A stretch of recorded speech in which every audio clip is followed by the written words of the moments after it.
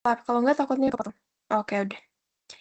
Selamat siang, dosen pengampu praktikum bioinformatika, dan selamat siang juga untuk para asisten serta teman-teman kelas B semua.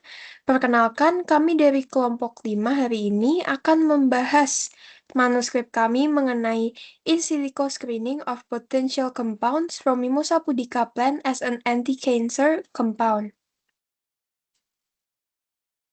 Perkenalkan, dengan saya Alicia dengan NIM terakhir 037, teman saya Riyama dengan NIM terakhir 016, Verstania dengan NIM terakhir 039, dan Asri dengan NIM terakhir 109.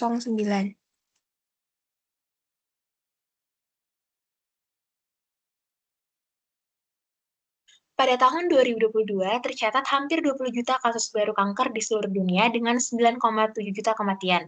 Artinya, 1 dari 5 orang di dunia berisiko mengidap kanker sepanjang hidupnya. Dan jika tidak ada terobosan signifikan, proyeksi tahun 2050 menunjukkan angka ini akan melonjak hingga 30,5 juta kasus baru. Lonjakan kasus ini membawa konsekuensi ekonomi yang tidak kalah mengkhawatirkan. Beban ekonomi global akibat kanker diproyeksikan mencapai 25,2 triliun dolar antara tahun 2020 hingga 2050. Angka yang sebagian besar didorong oleh tingginya biaya terapi konvensional yang ada saat ini. Lantas, apakah terapi yang tersedia saat ini sudah cukup?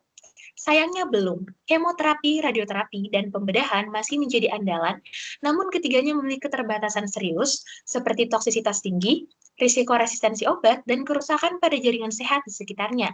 Inilah yang mendorong para peneliti untuk terus mencari agen anti kanker baru yang lebih selektif sekaligus lebih aman. Disinilah Indonesia memiliki keunggulan yang luar biasa. Kita adalah negara dengan keanekaragaman hayat tertinggi kedua di dunia, dengan sekitar 6.000 spesies tanaman yang telah diidentifikasi memiliki potensi sebagai sumber senyawa anti kanker. Salah satunya adalah Mimosa pudica atau yang kita kenal sebagai tanaman putri malu. Ya, tanaman ini cukup menarik justru karena paradoksnya. Di satu sisi, ia dianggap sebagai gulma invasif yang merugikan pertanian, sulit dikendalikan dan tumbuh di mana saja. Namun, di sisi lain, tanaman ini telah lama digunakan dalam pengobatan Ayurveda dan etnomedicine untuk menangani berbagai kondisi seperti diabetes, luka, hingga demam. Lebih dari itu, berbagai senyawa bioaktifnya seperti yasmonic acid, L-mimosin, quercetin, dan luteolin telah dilaporkan memiliki aktivitas anti proliferatif terhadap beberapa lini sel kanker, termasuk sel kanker paru A549 dan sel eritroleukemia K562. Meski demikian, hingga saat ini belum ada kajian sistematis berbasis bioinformatika yang secara khusus menginvestigasi senyawa-senyawa kunci M. pudica, khususnya jasmonic acid, L-mimosin, dan 2-O-alpha L-rhamnosil 6C fucosyl-luteolin sebagai kandidat agen anti kanker. Oleh karena itu, kami menggunakan pendekatan in silico berbasis network farmakologi dengan menggunakan 4 komponen web, yaitu knapsack, Swiss Target Prediction, Swiss ATME, dan PubChem, yang terbukti efisien dari sisi biaya dan waktu sebagai jembatan antara riset produk alam dan validasi eksperimental. Jadi, metode dalam penelitian yang kami pakai, yang pertama ada Metabolite Compound Data Collection from Knapsack dan PubChem. Jadi, yang pertama dengan Knapsack, website Knapsack Family dibuka. Lalu di bagian biology, Metabolite Ecology diklik. Lalu setelah mendapatkan tampilan halaman seperti pada gambar kedua, search type dipilih yang partial. Kemudian, nama organismenya atau putri malu yaitu Mimosa pudica diketik pada species name. Setelah itu, box yang bertulisan list diklik. Setelah diklik, kita akan mendapat data metabolit yang terdapat pada Mimosa pudica yang sudah teridentifikasi atau sudah ada sumbernya dari jurnal-jurnal lain. Next. Kemudian untuk data collection dari PubChem website, untuk nama metabolit yang sudah kita dapat di knapsack tadi dapat di copy paste pada search box PubChem. Kemudian saat sudah mendapat data dari metabolit tersebut, dapat dicari kode SMILES dari metabolit tersebut, yaitu kode khusus untuk mengidentifikasi suatu senyawa. Kemudian, data dari kode SMILES yang sudah didapat di copy paste ke dalam box pada website SwissAdMe ini. Kemudian setelah sudah di copy paste kode SMILES-nya, dapat di-run hingga kita mendapat data seperti di kanan. Di gambar kanan ini terlihat berbagai data yang dapat digunakan untuk menganalisis drug likeness atau metode-metode lain untuk memastikan bahwa senyawa yang dipakai itu dapat digunakan sebagai obat.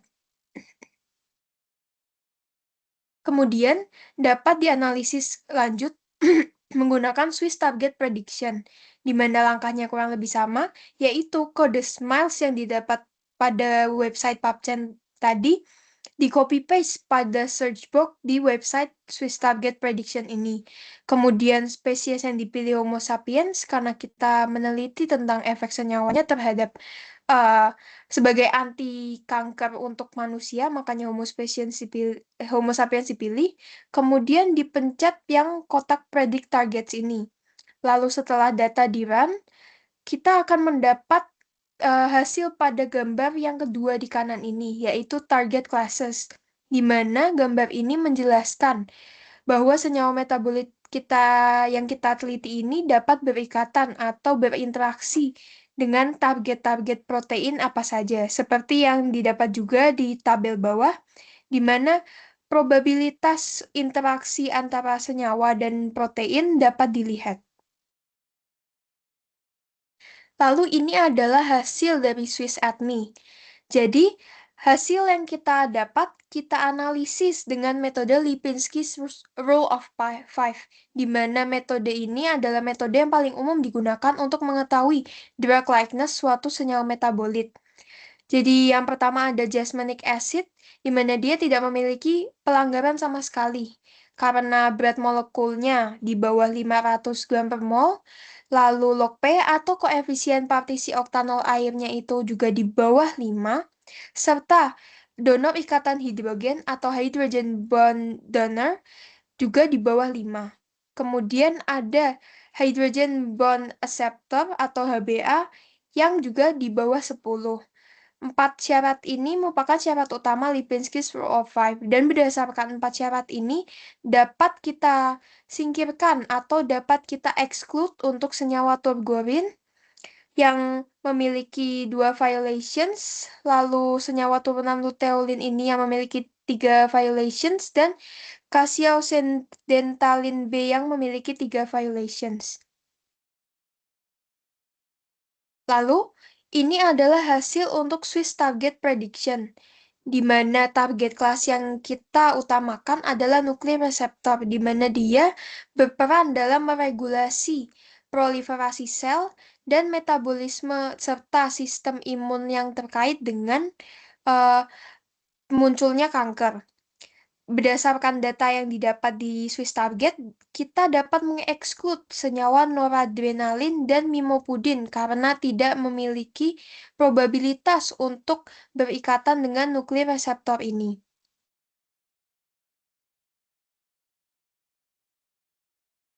Oke, selanjutnya ini adalah hasil dari Swiss ADME dan Swiss Target dari jasmanic acid. Boleh di next. Berdasarkan hasil Swiss ADME dan Swiss Target Jasmanic Acid, senyawa ini menunjukkan profil paling menjanjikan untuk pengembangan anti kanker. Jasmanic acid memenuhi seluruh parameter Lipinski Rules of Five tanpa pelanggaran, yang menunjukkan potensi bioavailabilitas oral yang baik. Berat molekulnya rendah dan lipofilisitas sedang, mendukung permeabilitas membran dan serta absorpsi. Prediksi target menunjukkan interaksi dengan nuklear reseptor seperti PPARY, PPAR alfa, dan PPAR delta. Reseptor tersebut berperan dalam proliferasi, diferensiasi, metabolisme lipid, dan apoptosis terkait kanker. Interaksi dengan androgen reseptor dan RORY menunjukkan potensi pada kanker terkait hormon dan regulasi imun tumor. Profil multitarget ini menunjukkan potensi regulasi anti kanker yang luas. Berikut merupakan hasil dari elmimosin. Selanjutnya, elmimosin tidak memiliki pelanggaran terhadap aturan Lipinski sehingga memiliki sifat fisikokimia yang mendukung pengembangan obat. Senyawa ini memiliki berat molekul kecil dan kapasitas ikatan hidrogen yang seimbang, sehingga berpotensi mendukung pelarutan dan bioavailabilitas. Kemudian analisis dengan Swiss target memprediksi target utama L-mimosin berupa bile acid receptor FXR pada kelompok reseptor nuklear, di mana FXR sendiri berperan dalam regulasi metabolisme asam empedu, kemudian ada lipid, glukosa, dan respons inflamasi. Jalur metabolisme yang dikendalikan FXR berkaitan dengan proses metabolik reprogramming, yaitu salah satu hallmark kanker. Sehingga L-mimosin menjadi salah satu kandidat obat anti kanker yang menjanjikan di masa depan. Berdasarkan penelitian yang sudah kami lakukan, dapat diketahui bahwa di antara senyawa pada Mimosa pudica yang dianalisis, jasmanic acid menunjukkan profil atau potensi anti kanker yang paling menjanjikan karena karakteristik farmakokinetiknya yang menguntungkan dan interaksi multitarget dengan beberapa nuklir reseptor. Nah, reseptor-reseptor ini atau nuklir reseptor ini terlibat erat dalam regulasi proliferasi sel, apoptosis, diferensiasi, metabolisme, dan respons imun yang terkait dengan perkembangan kanker. L-mimosin juga menunjukkan potensi aktivitas anti kanker melalui interaksi yang dapat diprediksi dengan reseptor asam empedu FXR atau bile acid FXR yang berperan dalam regulasi metabolisme dan jalur persinyalan terkait tumor. Namun meskipun demikian, studi in vitro dan in vivo lebih lanjut diperlukan untuk memvalidasi aktivitas biologis dan potensi terapeutik yang diprediksi dari senyawa-senyawa Mimosa pudica ini. Sekian presentasi dari kami, semoga bermanfaat dan terima kasih telah mendengarkan.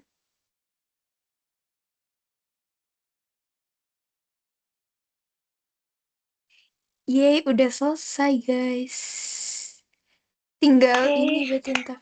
Kalau itu tuh di-up kemana sih videonya? Yay. Kayaknya